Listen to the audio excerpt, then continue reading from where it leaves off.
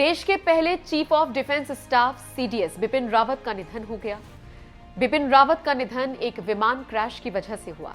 इस हादसे में 13 लोगों की मौत हुई, जबकि एक पायलट वरुण सिंह जिंदगी और मौत से जंग लड़ रही हैं। खबरों की माने तो कुन्नूर हादसे के बाद जनरल रावत का पार्थिव शरीर दिल्ली लाया जाएगा और शुक्रवार को अंतिम संस्कार होगा। लेकिन इसी बीच एक अहम सवाल गूंजने लगा है।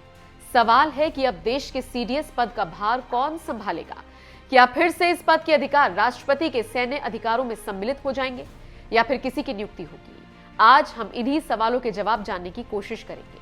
आपको जानकारी देते चलें कि भारत में चीफ ऑफ डिफेंस स्टाफ यानी कि सीडीएस का पद नया बना है और इसकी सिफारिश साल 2001 में मंत्रियों के एक समूह ने की थी।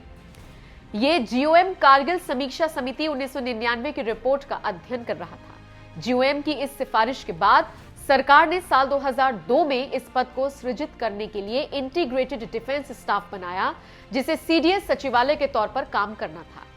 फिर 10 साल बाद यानी कि साल 2012 में सीडीएस को लेकर नरेश चंद्र समिति ने स्टाफ कमेटी के स्थायी अध्यक्ष को नियुक्त करने की सिफारिश की। उसके बाद से ही चीफ ऑफ डिफेंस स्टाफ यानी कि सीडीएस का पद बना और पूरा मसौदा तैयार करने की कवायद शुरू हुई, जिसे साल 2014 के बाद एनडीए सरकार ने तेज कर दिया। फिर बिपिन रावत देश के पहले सीडीएस बने। भारतीय सेना के प्रमुख बिपिन रावत 30 दिसंबर 2019 को देश के पहले सीडीएस बनाए गए थे। तभी से वो इस पद पर कार्य कर रहे थे।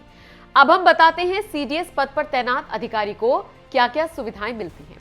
किसी सेना प्रमुख को सीडीएस बनाए जाने पर आयु सीमा का नियम बाधा न बने, इसलिए सीडीएस पद पर रहने वाले अधिकारी अधिकतम 65 साल तक इस पद पर रह सकते हैं। मतलब ये कि अभी सेना प्रमुख 3 साल तक काम कर सकता है। उसके लिए केंद्र सरकार ने सेना के नियम 1954, नौसेना अनुशासन और विविध प्रावधान विनियम 1965, सेवा की शर्तें और विविध विनियम 1963 और वायुसेना विनियम 1964 में संशोधन किया है। सेना के तीनों अंगों के मामले में रक्षा मंत्री के प्रमुख सैन्य सलाहकार के रूप में सीडीएस काम करता है। सीडीएस रक्षा मंत्री की अध्यक्षता वाली रक्षा अधिग्रहण परिषद और राष्ट्रीय सुरक्षा सलाहकार की अध्यक्षता वाली रक्षा नियोजन समिति का सदस्य होता है। साथ ही साथ सीडीएस परमाणु कमान प्राधिकरण के सैन्य सलाहकार भी होता है।